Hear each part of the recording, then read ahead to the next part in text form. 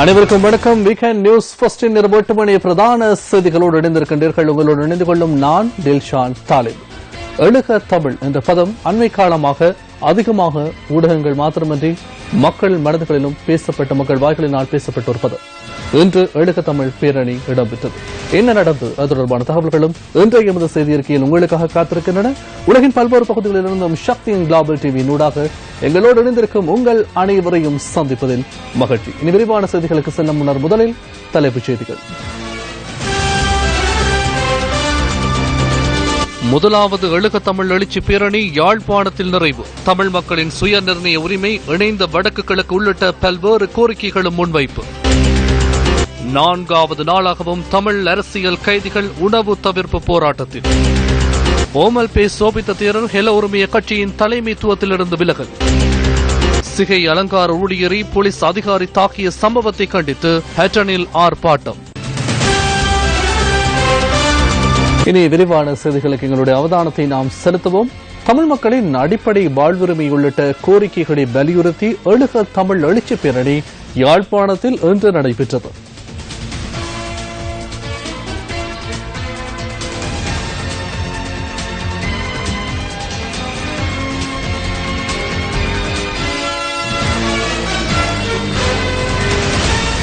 இது தொடர்பான தகவல்களை எமது செய்தி அறிக்கையின் ஊடாக நாங்கள் கொண்டு வருவதற்கு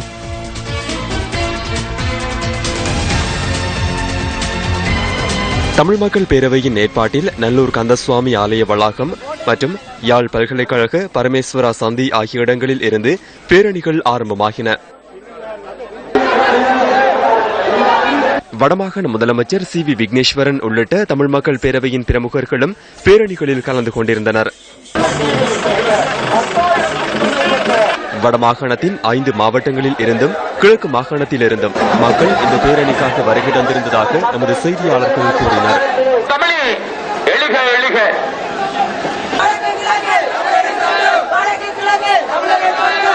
பேரணிகள் யாழ் முற்றுவழியே சென்றடைந்ததும் எழுக தமிழ் சுடர் ஏற்றப்பட்டு 2 நிமிட மௌன அஞ்சலி செலுத்தப்பட்டது.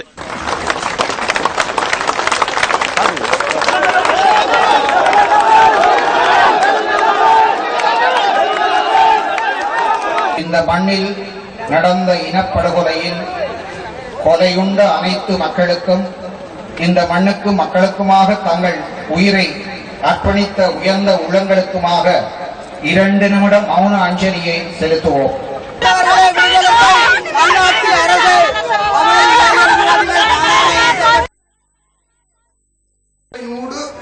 தமிழ் சமூகத்தினை பிளவுபடுத்தி சமூக உறவு முறைகளை சிதைத்து தமிழர் கூட்டாக ஜனநாயக ரீதியில் அணி திரள்வதற்கு இடையூறாகவும் ராணுவம் நிலவி வருகிறது. இதனால் வடகிழக்கு தாயகத்திலிருந்து உடனடியாக ராணுவத்தை வெளியேற்றுமாறு இப்பேரணி வலியுறுத்துகின்றது. கைது செய்யப்பட்டு சிறைகளில் வாழும் அரசியல் கைதிகள் அனைவரும் நிபந்தனையின்றி உடனடியாக விடுவிக்கப்பட வேண்டும். நாங்கள் கிழக்கிலிருந்து இங்கே வந்திருக்கின்றோம். நாங்கள் வடக்குடன் இணைவதற்காகவே வந்திருக்கின்றோம். இந்த இது ஒரு எச்சரிக்கை கூட்டமாக காணப்படுகிறது. அரசியல் தலைவர்களுக்கு நாம் இதுவரை 60 வருஷங்களாக கூடி வந்த சமஸ்டி அரசுக்கு அப்பா அதற்கு குழந்தை இந்த தீர்வுக்கு நீங்கள் போகக்கூடாது என்பது மட்டுமல்ல, நீங்கள் நாங்கள் போராடுகிறோம் காலவரும் இனியும் காலம் கடத்தில்லை. அழுத்தமாக உறுதியாக இந்த தீர்வை பெற்றுக்கொள்ள வேண்டும் என்பதை அரசியல் தலைவர்களுக்கு நீங்கள் எச்சரிக்கையாக இருக்கின்றனர். சர்வதேசத்துக்கு இந்த பெரிய இனப்படுகொலை நடந்த நேரத்தில் கண்டை மூடிக்கொண்டிருந்த சர்வதேசமே இன்று இதற்கு நீ மறுமொழி சொல்ல வேண்டும், எங்களுடைய இழப்புக்கு ஒரு காத்திரமான தீர்வை நீ பெற்றுத்தர வேண்டும் என்ற கடப்பாடு இன்று 100 பேர் வருவார்களா, 1000 பேர் வருவார்களா, இவர்களுக்கு ஒரு பேரணியா, ஒரு எழுக தமிழா என்று கேலிக்குரல் எழுப்பியவர்களுக்கு இன்று மக்களுடைய திரள் என்பது அவர்களுக்கு இன்று காட்டி இருக்கும். எவ்வாறான ஒரு பேரணியை தமிழ் மக்கள் பேரவை நடாத்தி இருக்கிறது. இன்று புரட்டாசி சனி, இன்று சனிக்கு எள்ளெண்ணெய் எரிக்காவிட்டால் 5 வாரம் கழித்துத்தான் சனிக்கு எள்ளெண்ணெய் எரிக்க முடியும் என்று சொன்னவர்கள் அவ்வாறான ஒரு இடத்தில்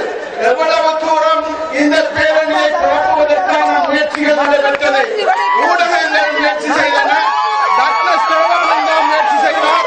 ஆனால் இவை எல்லாவற்றையும் மேலே நாங்கள் இந்த பேரணியை நடத்தி இருக்கிறோம் என்றால் இந்த பேரணியினுடைய செய்தி என்பது வெறுமனே இங்கே இருக்கக்கூடிய ஆட்களுக்கு மாத்திரம் அல்ல.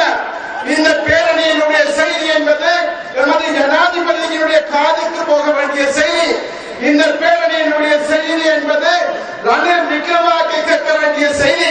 இந்த பேரணியினுடைய செய்தி என்பது இன நல்லிணக்க குழுவினுடைய தலைவர் சந்திரிகா கேட்க வேண்டிய செய்தி.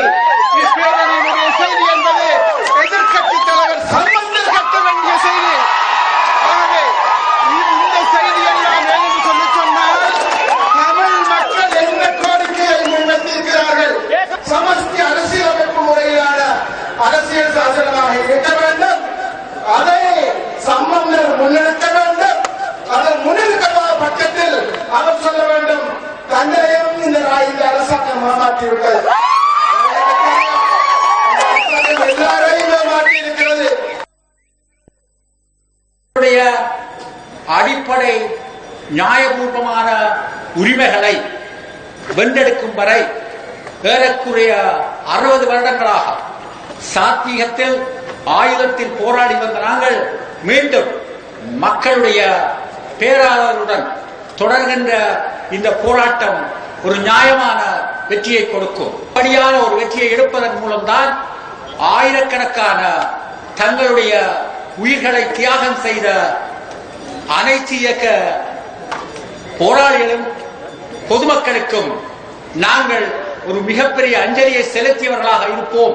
அரசியலமைப்பு கொண்டு வருவதற்கான ஒரே ஒரு காரணம், ஒரு கொடூர யுத்தத்தை நடத்தி பயங்கரவாதத்தை அழிப்பதாக கூறி ஒரு இனத்தையே அழித்து அந்த இனத்துக்கு, அந்த போராடி கொண்ட இனத்துக்கு ஒரு உரிய தீர்வை கொடுப்போம் என்ற வாக்குறுதி உலகத்துக்கு கொடுத்திருந்த ஒரு நிலையிலே தான் இன்றைக்கு ரகசியமாக இந்த அரசியலமைப்பு தயாரிக்கப்படுகின்றது.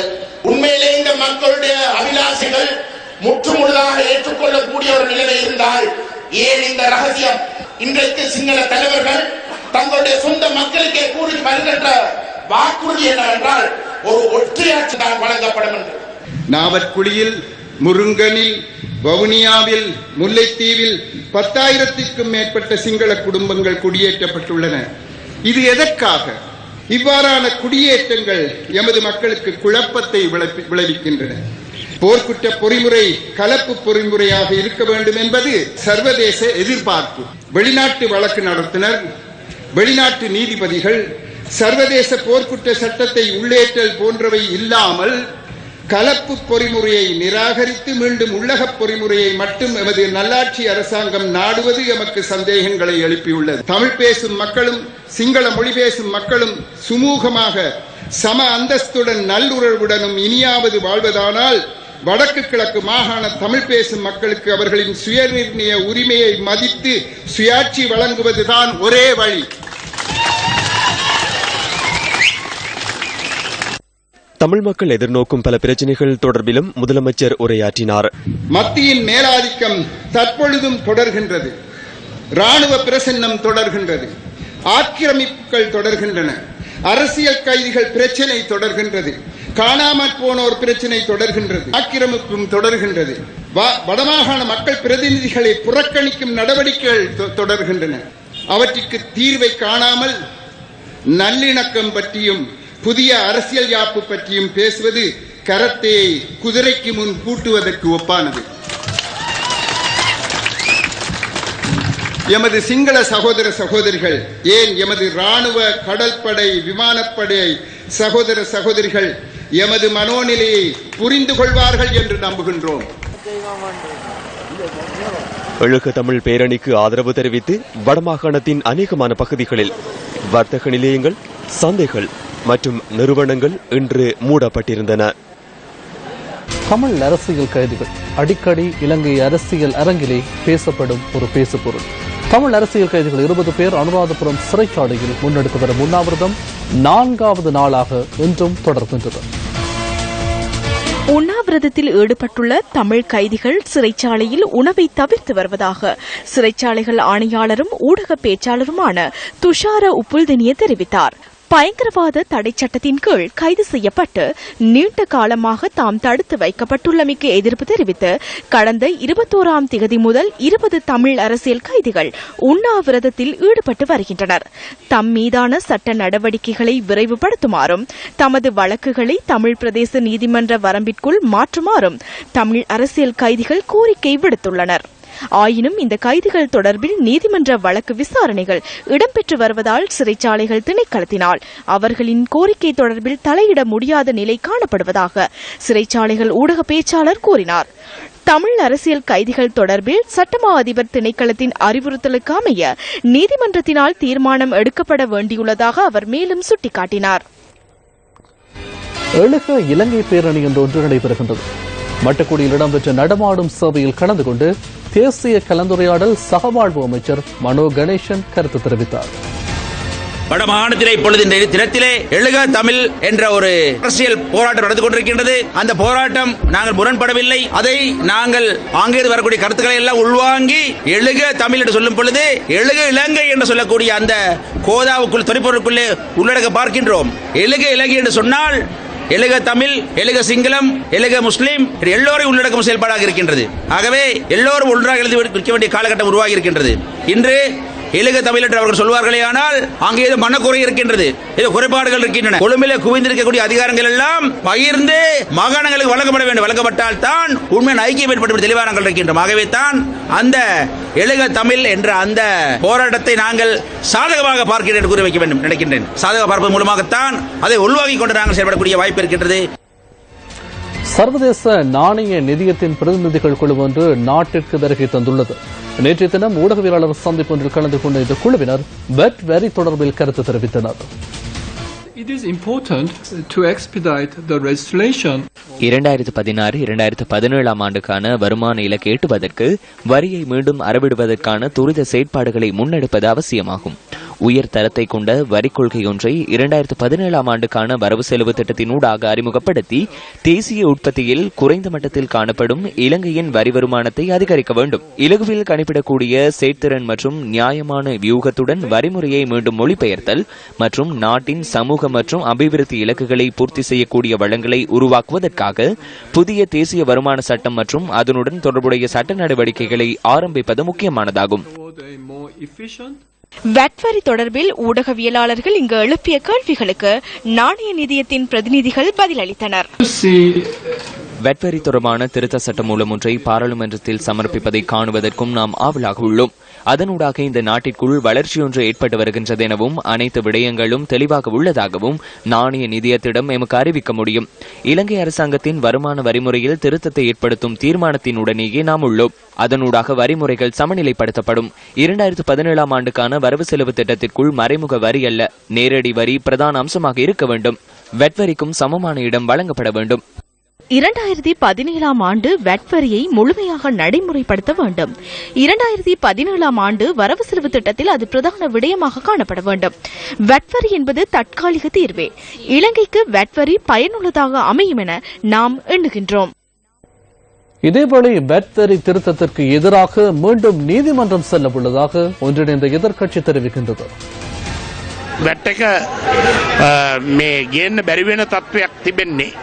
வெட் வரியை கொண்டுவர முடியாத நிலைமை தோன்றியுள்ளது.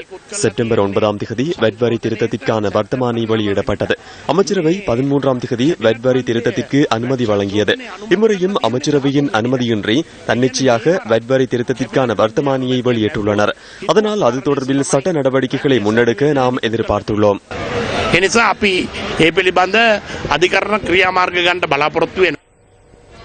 ஆனால் வெட் வரி தொடர்பிலே நிதியமைச்சர் ரவி கருணாநாயக்கவின் கருத்து இவ்வாறு அமைந்திருக்கின்றது. இதனை சீர்குலைக்கும் செயற்பாடுகளை முன்னெடுப்பதால் எவ்வித பிரச்சனையும் இல்லை என்றே நாம் கூறுகின்றோம். சட்ட ரீதியாக முன்னெடுக்க வேண்டிய விடயங்களை நாம் முன்னெடுப்போம். இங்கு ஏற்பட்டுள்ள வீழ்ச்சியை கட்டியெழுப்பிய வண்ணம் நாம் முன்னோக்கி செல்லும் போது இடையூறுகள் ஏற்படுத்தப்படுகின்றன. அவர்களினால் சீர்குலைக்கப்பட்ட பொருளாதாரம் தொடர்பில் எதுவும் கூறவில்லை. நாம் அதனை சீர் செய்யும் போதே பிரச்சினைப்படுகின்றனர். இந்த சவால்களை எதிர்நோக்க நாம் தயாராக உள்ளோம். இந்த நாட்டின் கிராமப்புறங்களில் வசிக்கும் மக்கள் தமது தாகத்தை தணிப்பதற்காக குடிநீரை பெற்றுக் கொள்வதற்கு பல்வேறு இடர்களை அன்றாடம் சந்திக்கின்றார்கள். மற்றும் சில கிராமங்களில் வசிக்கும் மக்கள் தமது அன்றாட போக்குவரத்தை மேற்கொள்வதற்கின்ற பாதைகளில் வாழ்க்கையே போராட்டமாக அமைத்துக் கொள்கின்றார்கள். அவர்களின் எதிர்காலத்தை பாதுகாப்பாக மாற்றுவதற்கு நியூஸ் போஸ்ட் மக்கள் சக்தி 100 நாட்கள் திட்டத்தினூடாக இன்று நாம் நடவடிக்கை எடுத்தோம்.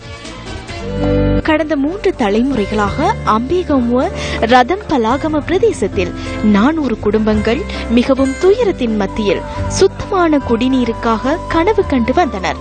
இந்த கிராமத்தின் அபிவிருத்தி சுத்தமான குடிநீர் இன்மையால் ஏற்படும் சிறுநீரக நோயினால் தொடர்ந்தும் எட்டாக்கனியாக இருந்து வந்தது. குடிப்பதற்கு முடியாத நீரினால் கண்ணீர் வடித்த ரதம்பலாகம மக்களின் ஒரே லட்சியத்தை பூர்த்தி செய்வதற்கு இன்று எங்களினால் முடிந்தது. மக்கள் சக்தி 100 நாள் திட்டத்துடன் சிறுநீரக நோய் ஒழிப்புக்கான ஜனாதிபதி செயலணி கடற்படையும் இந்த புண்ணிய கைங்கரியத்தில் கைகோர்த்தன. இந்த பிரதேசத்தில் நாங்கள் 5 திட்டங்களை மக்களிடம் கையளித்தோம். இது 6வது திட்டம். கிவுலிகம, ஹம்பேகமு பாடசாலை, ஹம்பேகமு வைத்தியசாலை, காகக்குருளான் பலசு உள்ளிட்ட பல பகுதிகளுக்கு சென்று இன்று நாம் ரதம்பலாகமவிற்கு வந்துள்ளோம். மற்றவரின் வாழ்க்கையை எம்மால் காப்பாற்ற முடியுமானால் அதுவே எங்கள் மகிழ்ச்சியாகும். லாபம் கிடைப்பவர்கள் மக்கள் துயர் குறித்து கவலையற்றவர்களாக உள்ளனர். லாபம் கிடைக்காதவர்கள் துயரில் ஆழ்கின்றனர். ஒரு கதை இருக்கின்றது. உள்ளவர்கள் உண்கின்றார்கள், குளிக்கின்றார்கள், மகிழ்வுடன் வாழ்கின்றார்கள். இல்லாதவர்கள் சுற்றும் முற்றும் பார்த்து காற்றை குடித்து வாழ்கின்றார்கள் என்ற ஒரு கவிதை இருக்கின்றது. காற்றை குடித்து வாழும் மக்களுக்காக நாம் இன்று வீதியில் இறங்கியுள்ளோம். அந்த மக்களுக்காக இவ்வாறான மக்கள் சக்தி திட்டத்தினை முன்னெடுத்தோம். இதற்கமைவாக மரக்கன்றுகள் நடப்பட்டு சூழலை பாதுகாக்கும் மக்கள் சக்தியின் 100 நாள் செயற்திட்டத்தினை நினைவு கூறும் நடவடிக்கைகள் முன்னெடுக்கப்பட்டன. எண்ணெய் படிந்த நீரை இதுவரை குடித்த எமக்கு சுத்தமான நீரை குடித்து தாகம் தீர்க்க கிடைத்தது. ஏனைய நாட்களில் தண்ணீரை குடிக்கும் போது தெரியும் சிரமம் தற்போது எங்களுக்கு விளங்குவதில்லை. எமது பிள்ளைகளுக்காவது சுத்தமான நீர் கிடைத்தமையிட்டு மகிழ்ச்சி அடைகின்றோம். மக்கள் சக்தி திட்டத்திற்கு நன்றிகள். நுழுகல 27ஆம் கட்டை அம்பேபலகம வீதியில் நாம் பயணிக்கும் போது எமக்கு வாழ்விற்கும் மரணத்திற்கும் இடையிலான போராட்டமாக அமைந்தது. கடந்த 14 நாட்களில் பாதுகாப்பற்ற இவர்களின் பயணத்தை பாதுகாப்பு மிக்கதாக மாற்றுவதற்கு எம்மால் முடிந்தது. 200 குடும்பங்கள் பயன்பெறும் இந்த வீதியை அமைப்பதற்கு வர்த்தகர் அஜித் விஜயதுங்க மக்கள் சக்தி 100 நாட்கள் திட்டத்துடன் கைகோர்த்தார். අවුරුදු 4ක් පන්සල් ගියේ නැහැ කියලා. 4 வருடங்கள் விகாரைக்கு செல்லவில்லை என்று தாயொருவர் கூறினார். ஏன் செல்லவில்லை என நான் அவரிடம் வினவினேன். இந்த பாதை ஆபத்தானது என அவர் என்னிடம் கூறினார். எனினும் இன்று மக்கள் சக்தி திட்டத்தினூடாக இந்த பாதையை புனரமைத்து கொடுத்துள்ளோம். ඇඟිලි පහේ අයිය තියෙන ඇඟිලි පහ එකතු වුණාම 5 விரல்களின் பலம் 5 விரல்களும் ஒன்றிணைந்து இருக்கும் போது ஏற்படுகின்றது. அதனால்தான் புரட்சியாளர்கள் 5 விரல்களும் ஒன்றிணைந்த கையை காட்டுகின்றனர். ஒற்றுமை இருக்குமானால் இந்த சந்தர்ப்பத்தை நீங்கள் பயன்படுத்திக் கொள்வீர்கள். ஆனால் உங்கள் தலைவிதி உங்கள் எதிர்காலத்தை மாற்ற முடியும். එය හරියට හෙට උදේට ඉර පායනව හා සමාන විශ්වාසයි. අත්‍යවශ්‍ය දෙයක්. මේ ගම්මානයක් යා කරනවා. இது அவசியமான ஒன்று. 2 கிராமங்களை ஒன்றிணைக்கும் இந்த பாதையினூடாக சிறுவர்களுக்கு பாடசாலை செல்ல முடியும். அதனால் அத்தியாவசியமான விடயங்களை ஆட்சியாளர்கள் பார்ப்பதில்லை. அவர்களுக்கு இது தொடர்பில் எண்ணமில்லை. ඒකින්ද මේක මං හිතනවා අද නම් මං හිතනවා මේක අත්‍යවශ්‍ය දෙයක් තමයි මේ ගමට පුරා තියෙන්නේ. வீதி திறந்து வைக்கப்பட்டதன் பின்னர் இந்த திட்டத்திற்கான மக்கள் அணியும் உருவாக்கம் பெற்றது. மாணவர்களுக்கான புத்தகங்களை மக்கள் சக்தி செயற்திட்ட குழுவினர் வழங்கி வைத்தனர். சமூக வலைதளங்களிலே யாழில் சிறுமியொருவர் பெண்ணால் தாக்கப்பட்டமை தொடர்பிலே இன்னும் பேசப்பட்டுக் கொண்டே இருக்கின்றது. இந்த நிலையில் யாழ் நீர்வேலி பகுதியில் 6 வயது சிறுமி கடுமையாக தாக்கப்பட்ட சம்பவம் தொடர்பில் மேலதிக விசாரணை அறிக்கை நீதிமன்றத்தில் சமர்ப்பிக்கப்பட்டுள்ளது. யாழ் நீர்வேலி பகுதியில் 6 வயது சிறுமியை கடுமையாக தாக்கிய சம்பவம் தொடர்பில் கைது செய்யப்பட்ட சிறுமியின் சிறிய தாய் எதிர்வரும் 7ஆம் தேதி வரை விளக்கமறியலில் வைக்கப்பட்டுள்ளார். தாக்குதலுக்கு இலக்கான சிறுமி மற்றும் அவரது 2 சகோதரர்கள் நாயன்மான்கட்டு சிறுவர் பாதுகாப்பு நிலையத்திற்கு அனுப்பி வைக்கப்பட்டனர். சம்பவம் தொடர்பில் சிறுமியின் தந்தையிடமும் வாக்குமூலம் பதிவு செய்யப்பட்டுள்ளதாக போலீசார் குறிப்பிட்டனர். இந்த தாக்குதல் தொடர்பில் பூரண விசாரணையை மேற்கொண்டு அந்த அறிக்கையை எதிர்வரும் 7ஆம் தேதி நீதிமன்றத்தில் சமர்ப்பிக்க உள்ளதாக போலீசார் கூறினர். வேலைக்கு வந்தவர் உங்க வீடு எடுத்து காணி சும்மா இரவர் காணிக்க இருந்தவர். இப்ப கல்யாணம் முடிச்சு கொண்டு வந்து பிள்ளைகளோட இவங்க இருந்தது மட்டும் தெரியும் வியாபாரம் செய்கிறது. வீட்டா கடை காலமே நான் கடைக்கு போக சைக்கிள் நின்றது முத்தத்தில். நான் திரும்பி வரைக்கும் நின்றது நிக்குதுன்னு தெரியாது சைக்கிள். ஆனா ஆளுங்க நிக்குதுன்னு தெரியாது. இதேவேளை சிறுவர் துஷ்பிரயோகம் மற்றும் துன்புறுத்தலை தடுப்பது தொடர்பில் விழிப்புணர்வை ஏற்படுத்துவதற்கு நடவடிக்கை எடுப்பதாக சிறுவர் விவகார ராஜாங்க அமைச்சர் விஜயகலா மகேஸ்வரன் தெரிவித்தார். இன்று எங்களுடைய சிறுவர்கள் பாலியல் வல்லுறவு, சிறுவர் துஷ்பிரயோகம் போன்ற பல பிரச்சனைகளுக்கு முகம் கொடுத்து வருகின்றார்கள். இதற்கு உதாரணமாக நேற்று முன்தினம் எங்களுடைய வட மாகாணத்திலே யாழ் மாவட்டத்திலே நீர்வேலி பிரதேசத்தில் சிறுவர் ஒன்று துன்புறுத்தப்பட்டிருக்கின்றார். எங்களுடைய சிறுவர் துஷ்பிரயோகம் என்று கூறுவதை விட பாலியல் வல்லுறவுக்கு அப்பால் சிறுவர் வேலைக்கு அமர்த்தி துன்புறுத்தப்படுகின்றார்கள். அதே போல் எங்களுடைய சிறுவர்கள் ஏதேதோ ஒரு காரணத்துக்காக பெற்றோர்களால் தாக்கப்படுகின்றார்கள். இப்படியான இந்த சமூக சீரழிவுகள் இங்கே ஏற்படுகின்றது. இதை எதிர்வரும் காலங்களில் நாங்கள், அதாவது எங்களுடைய பிரதேச செயலகங்களின் ஊடாக அந்த கிராமங்களுக்கு விழிப்புணர்வை கொண்டு வர வேண்டும். சில சமயம் கணவனால் பாதிக்கப்பட்டிருக்கலாம், கணவன் இருந்தும் பாதிக்கப்பட்டிருக்கலாம். அவர்கள் பல காரணங்களினால் அவர்கள் பிள்ளைகள் மீது தங்களுடைய கோபங்களை காட்டுகின்றார்கள். கிழக்கு மாகாணத்திலே எத்தனை ஆசிரியர்களுக்கான பற்றாக்குறை இருக்கின்றது? மட்டக்களப்பு மத்திய கல்வி வலயத்தின் காத்தான்குடி கோட்டத்திற்குட்பட்ட 30 பாடசாலைகளின் குறைபாடுகளை ஆராயும் கூட்டம் ஒன்றிலே கலந்து கொண்டு கிழக்கு மாகாண முதலமைச்சர் ஹாஃபிஸ் நசீர் அகமது இது தொடர்பில் கருத்து தெரிவித்திருந்தார். கிழக்கு மாகாணத்தில் 1134 maths, science, English teacher vacancy இருந்த போதிலும் 390 பேர் தான் கிழக்கு மாகாணத்தில் ஈடுபட்டிருக்காங்க. அதுக்காக இப்ப நாங்க ஃபைட் பண்ணி கொண்டிருக்கோம், அவங்கள கொண்டு வர. அது மாகாணத்தில் உள்ள ஒரு பாரிய பிரச்சனையான பெரிய சவாலாக இருக்குது. பிரசிடண்டோட, பிரைம் மினிஸ்டரோட எல்லாரோடையும் காய்ச்சி கொண்டு போறோம். நாட பொசிஷன் நாங்க எடுத்துட்டோம். இருந்தும் இன்னும் ஒரு முறை வெர்டிகல் சென்ட்ரல் ஜோனை தனியா பாக்குறதுக்கு எனக்கு ஒரு கடமையும் இருக்குது. அது முழுக்க நாங்க அதை எடுப்போம் 30 செப்டம்பர்ல. ஜாதிக ஹெல உரிமைய கட்சியின் தலைவர் பதவியிலிருந்து விலகுவதாக OMLP சோபித்த தேரர் இன்று அறிவித்துள்ளார். ஜாதிக ஹெல உரிமைய கட்சியின் 13வது மாநாடு கொழும்பில் இன்று நடைபெற்றது. இந்த மாநாட்டில் பல கட்சிகளை சேர்ந்த பிரதிநிதிகளும் கலந்து கொண்டிருந்தனர். புதிய தலைமுறையினருக்கு தலைமைத்துவத்தை வழங்கி ஜாதிக ஹெல உரிமைய கட்சியின் தலைமைத்துவத்திலிருந்து நான் விலகுகின்றேன். மிகவும் உத்வேகமான, சேற்றிறன் மிக்க, எதிர்பார்ப்பை ஏற்படுத்தக்கூடிய வகையில் செயற்படும் புதியவர்களுக்கு தலைமைத்துவத்திற்கு இடமளித்து நாங்கள் அதிலிருந்து விலகுகின்றோம்.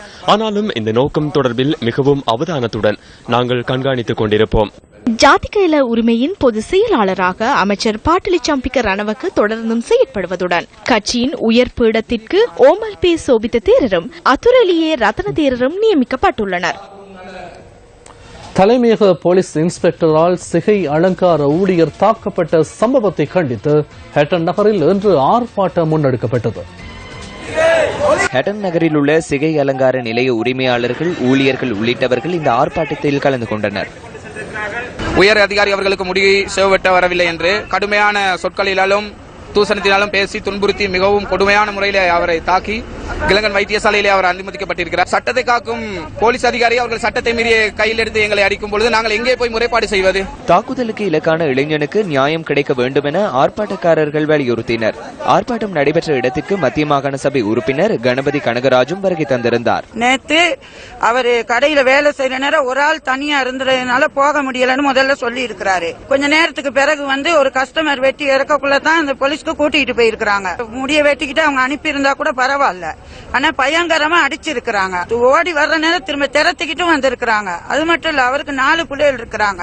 என்னையும் கூட என் பிள்ளைகள் தான் பராமரிக்கணும். என் பிள்ளை மாத்திரம் இல்ல, எத்தனையோ பேர் இது மாதிரி பாதிக்கப்பட்டிருப்பாங்க. இதேவேளை இந்த தாக்குதல் சம்பவம் தொடர்பில் ஹட்டன் தலைமையக போலீஸ் இன்ஸ்பெக்டருக்கு எதிராக ஹட்டன் சிரேஷ்ட போலீஸ் அத்தியட்சகரின் தலைமையில் விசாரணை ஆரம்பிக்கப்பட்டுள்ளது. தாக்குதலுக்கு இலக்கான இளைஞன் தொடர்பில் சட்ட வைத்திய அதிகாரியிடம் அறிக்கை கோரப்பட்டுள்ளதாக ஹட்டன் பிராந்திய சிரேஷ்ட போலீஸ் அத்தியட்சகர் தெரிவித்துள்ளார்.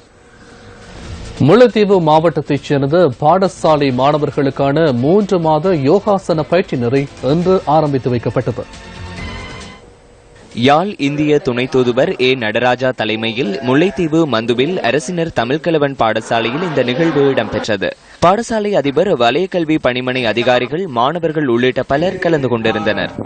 அது உடற்பயிற்சி மட்டும் அல்லாமல் நமக்கு புத்துணர்ச்சியையும் கொடுக்கக்கூடியது இந்த யோகாசனம். நாம் எல்லோரையும் ஒரு சுகாதாரத்துடன் வைக்கக்கூடியது இந்த யோகாசனம். இந்த யோகாசன பயிற்சியாளர் அவர் யாழ்ப்பாணத்தில் வாழ்ந்தாலும் இவ்வளவு தூரம் வருவதில் அவருக்கு எந்த கஷ்டமும் இல்லை. உங்களுக்கு கற்றுக் கொடுக்க வேண்டும் என்ற ஆர்வம் அவருக்கு இருக்கின்றது. இந்த இடமும் போரினால் மிகவும் பாதிக்கப்பட்ட இடம். இந்த யோகாசனம் போன்ற பயிற்சிகளையும் கற்றுக்கொண்டால் நாம் உடல் நலத்துடன் மனநலத்துடன் நன்றாக அழகாக வாழலாம்.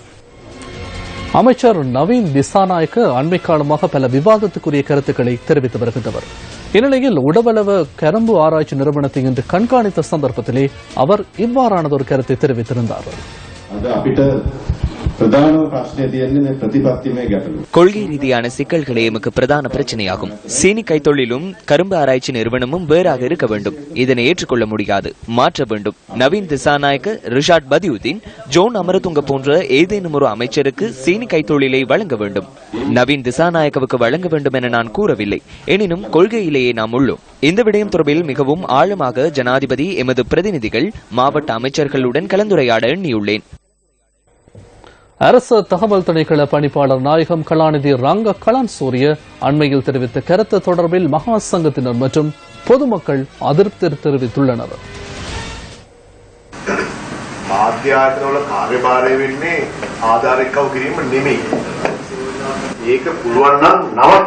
එක්තරා මහත්තයෙක් මේ ටීවියක් ඉස්සරහට ඇවිදින් බුරනවා. නරියෙක් වගේ හූ කියනවා දැක්කා. நபரொருவர் தொலைக்காட்சி முன்னின்று நரியை போன்று ஊளையிடுகின்றார். இவர்கள் சோறு உண்ணுகின்றார்களா அல்லது புல்லை சாப்பிடுகின்றார்களா? கண்ணாடி அறைகளுக்குள் இவர்கள் என்ன செய்கின்றார்கள்? இவர்கள் நாட்டுக்காக சேவையாற்றுபவர்கள் அல்ல, திருடர்கள், நாட்டை அழிவுக்கிட்டு செல்பவர்கள், பிள்ளைகளை நேசிப்பவர்கள் அல்ல. இவ்வாறான செயற்பாடுகளை முன்னெடுக்கும் போது நன்றி கூறுங்கள்.